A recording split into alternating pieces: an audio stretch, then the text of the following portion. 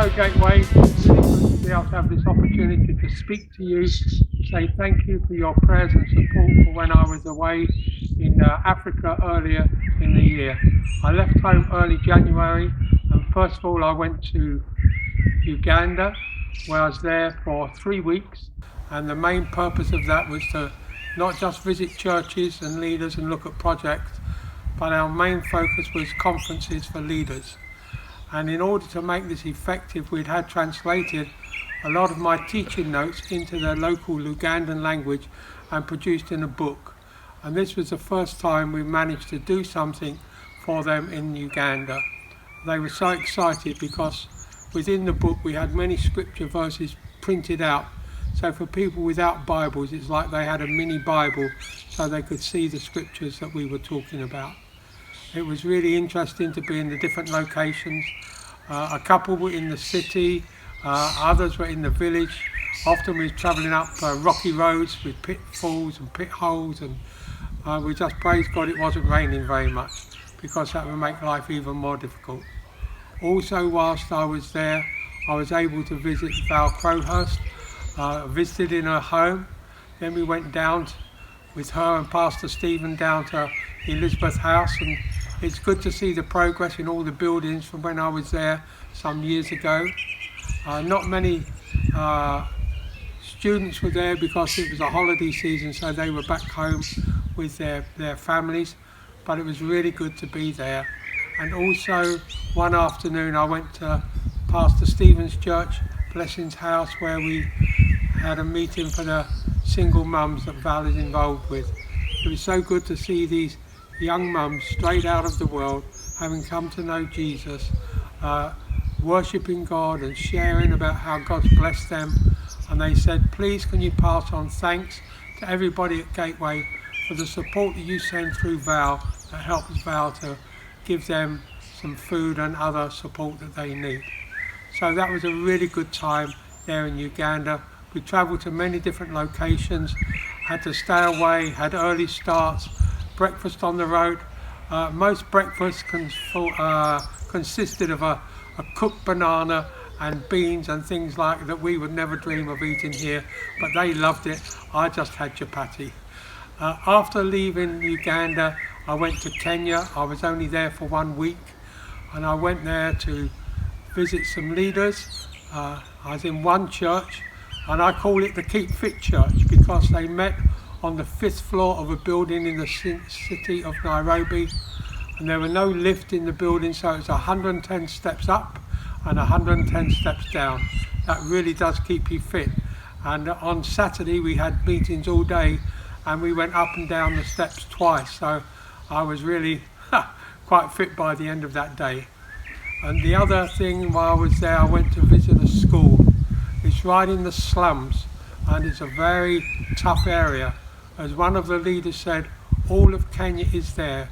The drug dealers, the gangs, the prostitutes, the money lenders, the robbers, you name it, you find it in the slums. But there are children there that desperately need to be educated. And so they're running a school that's virtually free of charge. And it's amazing when you see the little amount of room they have.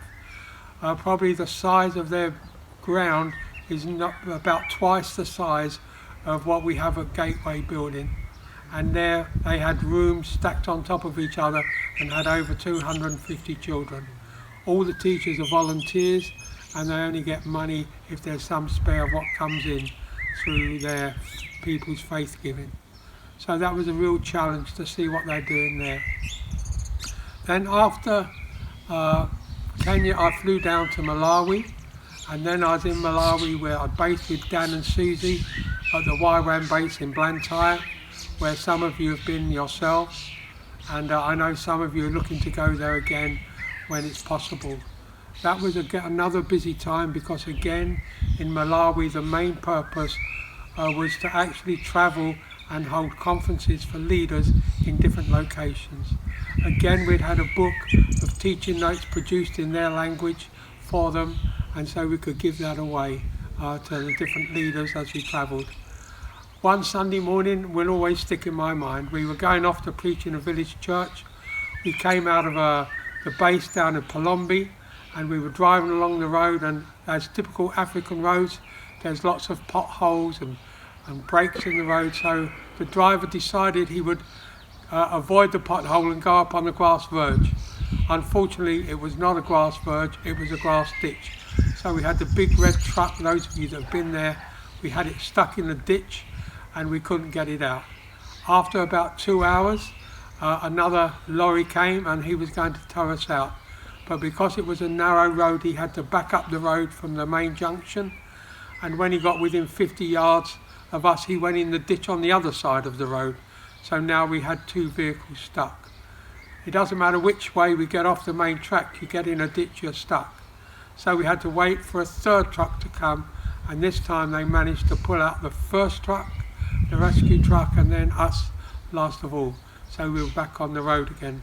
So that day we had a lot of fun, a lot of frustration, but we never did get to go and preach at the village church that day. However, it was a good time there in Malawi, and we had a good time in the base, also working with some students from Norway and also from other nations that were there. So we had a really profitable time, busy. It was good to be with Dan and Susie again. Unfortunately, just after I left, Ben had another accident and broke another bone in his body. He seems to be breaking bones on a regular basis as he rushes around everywhere. We're looking back over the 7 weeks I was away. We had over 11 conferences, and at each of these conferences we provided food for people.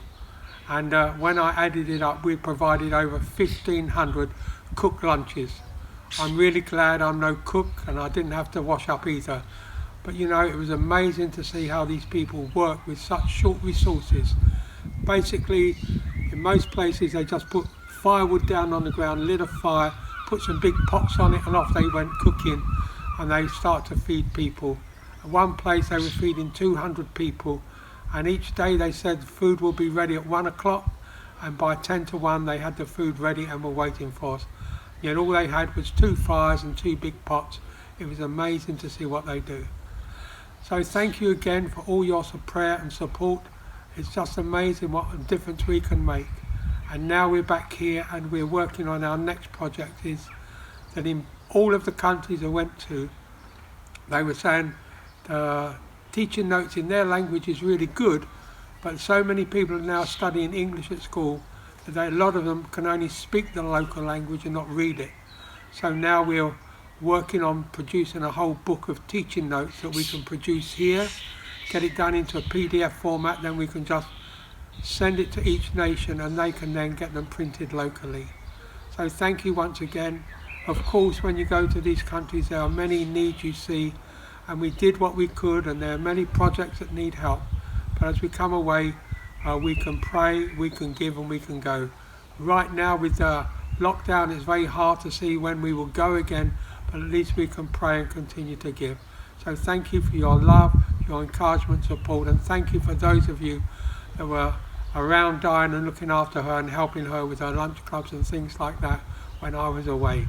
God bless you and thank you, and hope we meet together soon.